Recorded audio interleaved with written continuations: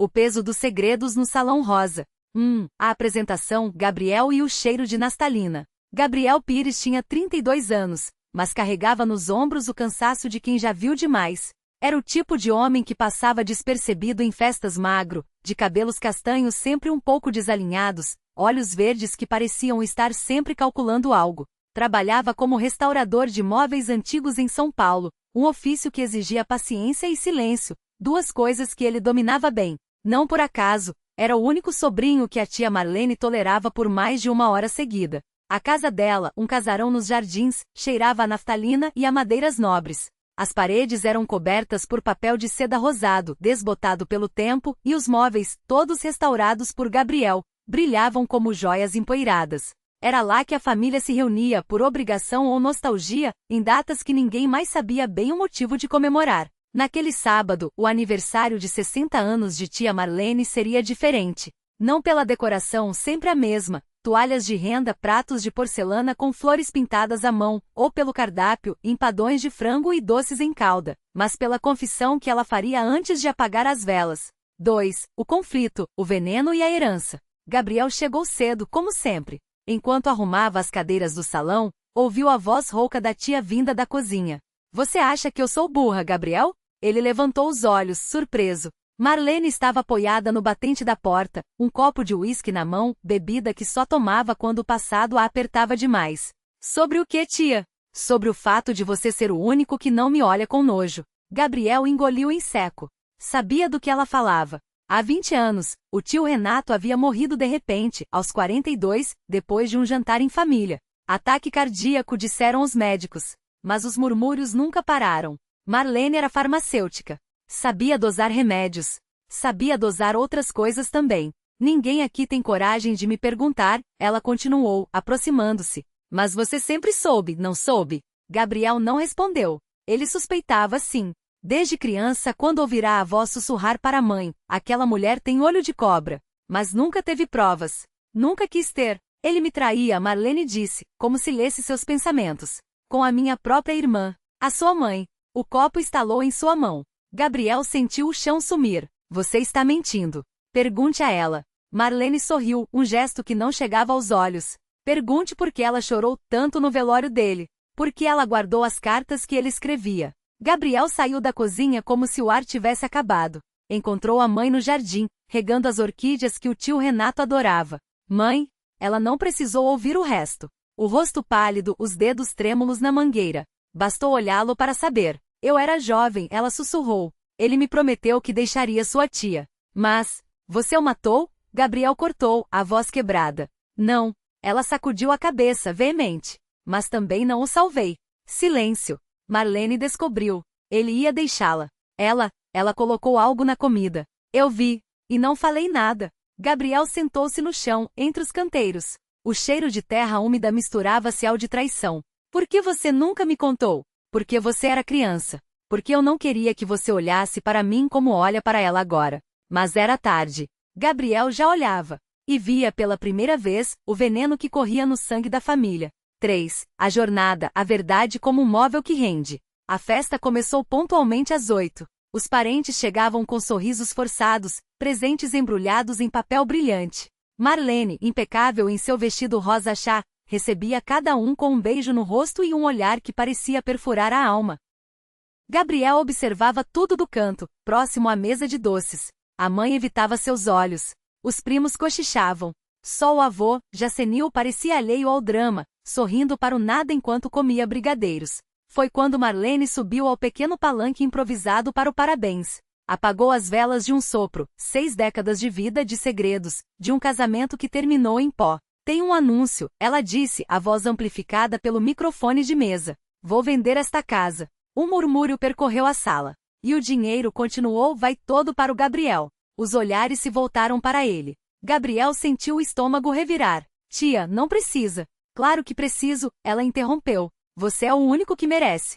O único que nunca me julgou. A mãe de Gabriel deixou cair o garfo. O som metálico ecoou como um tiro. Você não pode fazer isso, ela disse, levantando-se. Esta casa é minha também. Marlene riu, um som seco. Sua? Você que roubou meu marido? Você que deixou que eu o enterrasse sozinha? O salão congelou. Até as crianças pararam de brincar. Marlene, pelo amor de Deus, a avó tentou intervir, mas foi ignorada. Gabriel, Marlene chamou, estendendo o envelope. Aqui estão os documentos. E aqui, ela tirou um frasco pequeno do bolso, a prova de que sua mãe sempre soube. O frasco tinha uma etiqueta amarelada, Digitalis purpurea. Uso externo. Coração parou. Gabriel reconheceu. Era o mesmo veneno que em doses altas podia parar um coração. Ela guardou, Marlene disse, baixinho agora, só para ele. Por 20 anos, ela guardou. Como um troféu. A mãe de Gabriel desabou em prantos. Os convidados começaram a sair, assustados. Só Gabriel ficou segurando o envelope, o frasco, o peso de uma herança envenenada. 4. O desfecho. O último móvel a restaurar. 3 meses depois, a casa estava vazia. Marlene havia se mudado para um apartamento pequeno em Higienópolis. A mãe de Gabriel para o interior, onde ninguém a conhecia. Os móveis foram leiloados. Só ficou no salão rosa agora deserto, uma cadeira de balanço que o tio Renato adorava. Gabriel sentou-se nela, passando os dedos pelas rachaduras da madeira. Podia restaurá-la. Podia fazer com que ficasse como nova. Mas algumas coisas, ele estava aprendendo, não podiam ser consertadas. No bolso, o frasco de Digitalis. Ele o pegara da mãe antes que ela fosse embora. Não por ódio, não por justiça, mas porque de alguma forma, sentia que aquele veneno também era seu. Herdado. Levantou-se, foi até a cozinha, abriu a torneira. Deixou a água correr por um longo tempo, como se pudesse lavar algo mais do que as mãos. Depois, quebrou o frasco no chão. Os cacos brilharam como cristal sob a luz da tarde. Gabriel os varreu, jogou no lixo, e saiu pela porta dos fundos sem olhar para trás. Na rua, o ar cheirava a chuva. Ele respirou fundo, sentindo o gosto metálico do remorso. Marlene tinha razão, ele nunca a julgara. Não porque fosse bom, mas porque no fundo entendia.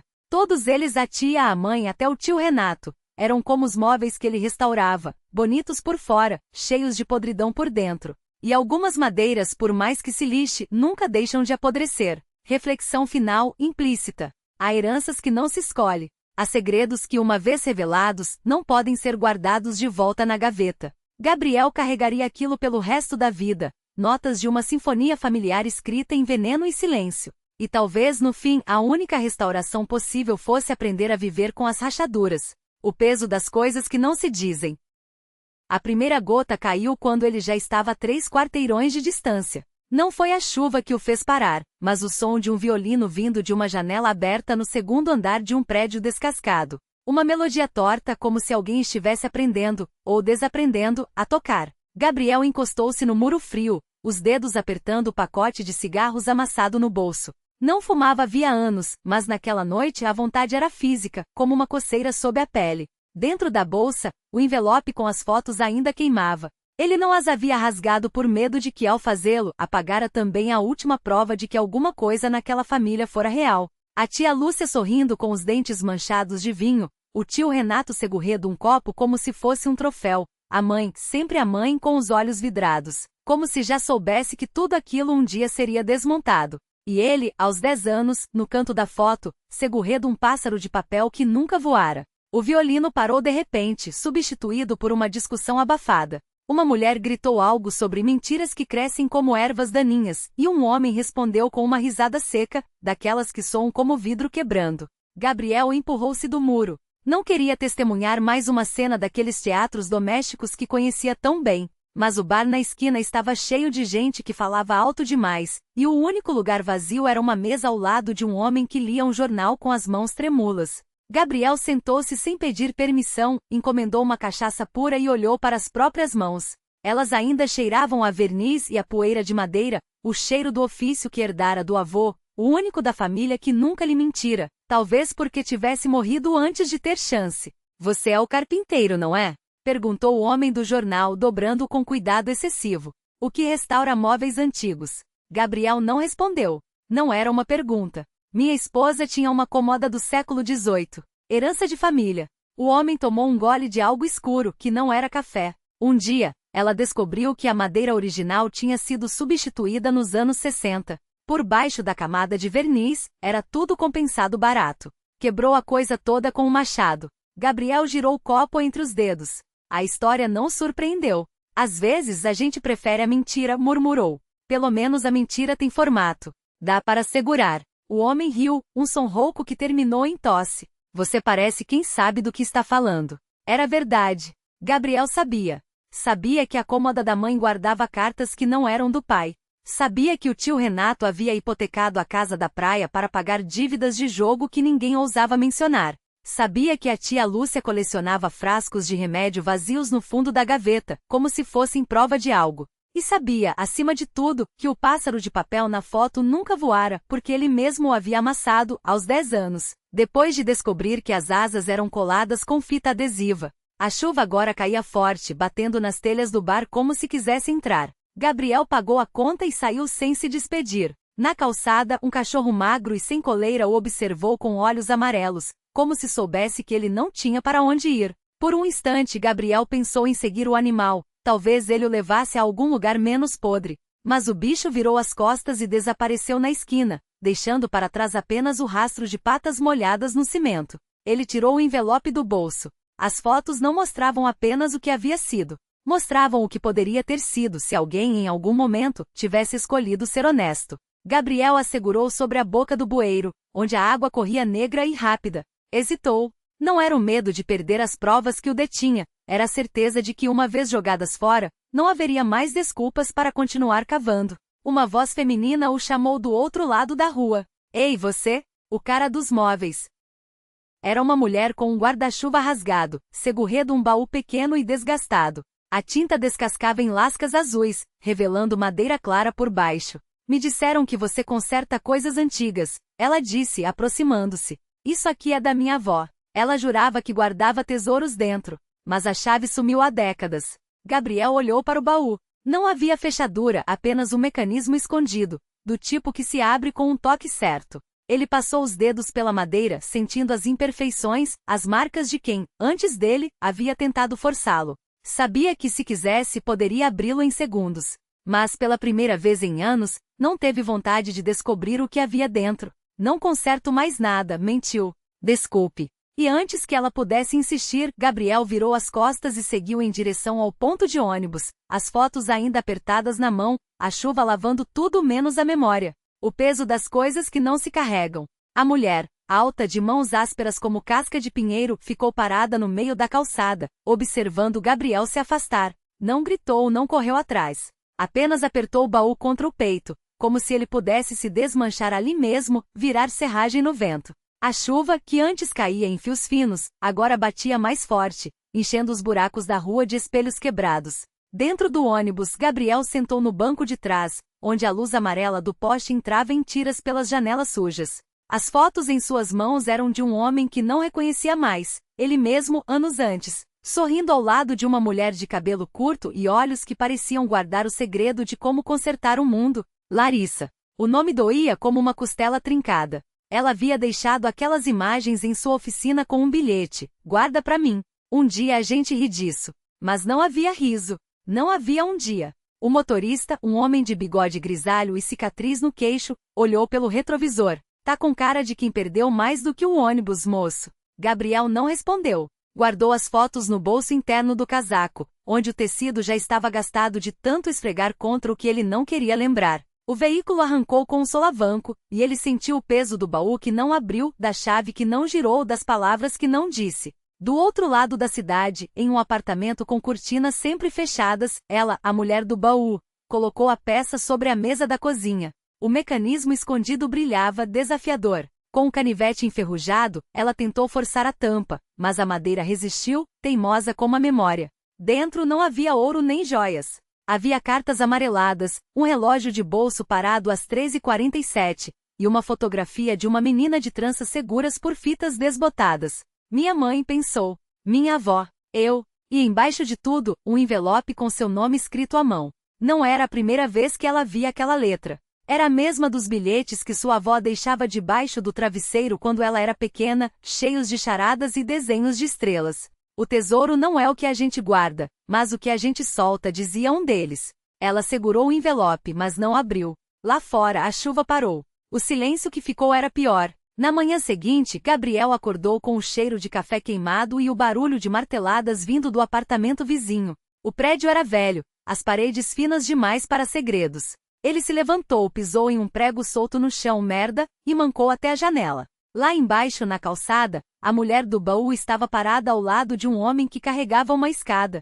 Ela apontava para a fachada do prédio de Gabriel, onde uma placa de consertos e restauros pendia torta, prestes a cair. Você é o Dom, começou o homem, mas Gabriel já estava descendo as escadas, o coração batendo no ritmo de uma pergunta que não queria fazer. O que vocês querem? A mulher segurou a placa antes que ela caísse. Eu quero que você conserte isso. E em troca eu te dou aquilo. Ela apontou para o baú, deixado aos pés dela, agora coberto por um pano xadrez. Gabriel olhou para o objeto, depois para suas próprias mãos. Elas tremiam, não por medo, mas por algo pior, reconhecimento. Não é justa, murmurou. Nada é, ela respondeu. Mas a gente tenta. O homem da escada coçou a nuca. Eu posso segurar a placa enquanto vocês decidem. Ou não. Faz 20 anos que eu trabalho aqui e ainda não entendi como essas coisas funcionam. Gabriel riu. Não era um som alegre. Era o riso de quem encontra um espelho depois de anos se esquivando. Tá bom, disse finalmente. Mas eu escolho a ferramenta. E quando ela tirou o pano do baú, revelando não só a madeira clara, mas as iniciais entalhadas na tampa MLR, Gabriel soube que não estava apenas consertando um objeto. Estava desenterrando uma promessa. O peso das iniciais. O baú exalava um cheiro de terra úmida e cera de abelha, como se tivesse sido enterrado junto com algo vivo. Gabriel passou os dedos sobre as letras, sentindo sulcos profundos que o tempo não havia apagado. MLR. Não era um nome que ele conhecesse, mas a forma como a madeira cedera a lâmina, hesitante em alguns traços, firme em outros, falava de alguém que também não sabia o que estava gravando para sempre. Você sabe o que tem aqui dentro? Perguntou, sem tirar os olhos das iniciais. A mulher cruzou os braços, o cotovelo roçando a parede descascada do galpão. Se soubesse, não estaria pedindo ajuda a um marceneiro de fim de mundo. Ele não se ofendeu. Era verdade. Seu ofício agora se resumia a consertar o que os outros não queriam mais. Portas que rangiam como lamentos, cadeiras que balançavam sozinhas, caixas que guardavam segredos alheios. Mas aquele baú era diferente. Não estava quebrado. Estava esperando. O homem da escada que se apresentará como Damião quando Gabriel finalmente perguntou, pigarreou e ajustou o boné surrado.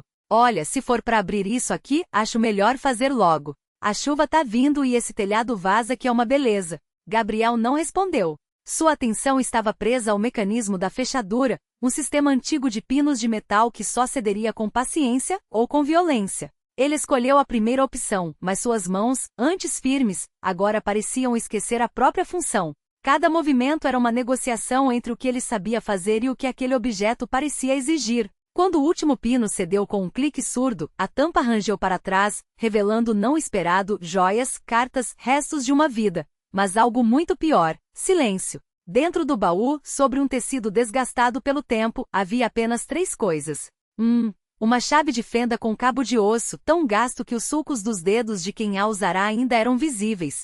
2. Um envelope amarelado selado com cera vermelha rachada sem endereço. 3. Uma fotografia 3x4 de uma criança de olhos claros, segurando um pássaro morto pelas asas. No verso escrito a lápis. Para quando você se lembrar de como é ter medo. Gabriel sentiu o ar faltar. Não era o conteúdo em si que o paralisava, mas a certeza de que aquelas coisas não haviam sido guardadas por acaso. Alguém as escolhera. Alguém as escondera. Isso não é seu, é? A mulher cruzou os braços mais apertado, como se pressentisse a resposta. Ele balançou a cabeça, os dedos ainda pairando sobre a fotografia. Não, mas acho que era para ser. Damião resmungou algo sobre coisas de maluco e desceu a escada, deixando-os sozinhos com o peso daquilo. Gabriel não o culpava. Algumas descobertas são como espelhos em quartos escuros, só mostram o que você não quer ver. Você vai abrir o envelope? Ela perguntou, depois de um longo silêncio. Ele não respondeu. Em vez disso, pegou a chave de fenda de osso e a virou contra a luz.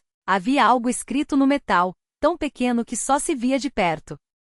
Pro segundo erro. E então Gabriel entendeu. Não era um baú que eles estavam abrindo. Era uma armadilha. O envelope não continha uma carta, mas um mapa. Não de lugares, mas de erros, os dele, os dela, os de quem esconder aquelas coisas ali. Linhas vermelhas traçadas sobre papel amarelado, conectando datas a nomes, a escolhas que doíram como feridas abertas. No centro, um círculo preto com uma frase em letra trêmula: aqui mora o que você não enterrou. Gabriel sentiu o peso da chave de osso na palma. Não era para abrir o baú. Era para fechar algo muito maior. A mulher, voz name Renever Esket, tocou seu braço. Seus dedos estavam frios, mas não de medo, de reconhecimento.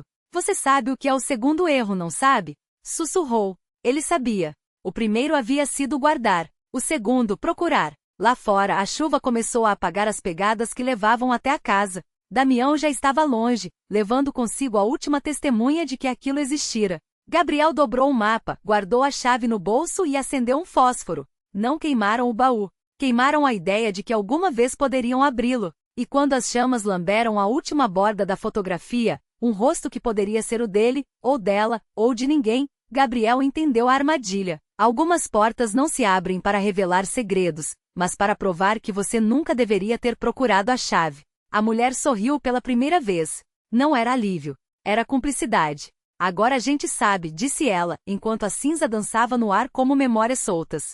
E isso é pior do que qualquer resposta. E então, sem combinar, viraram as costas para o que restava do fogo. Porque algumas coisas não precisam de desfecho. Precisam apenas de silêncio.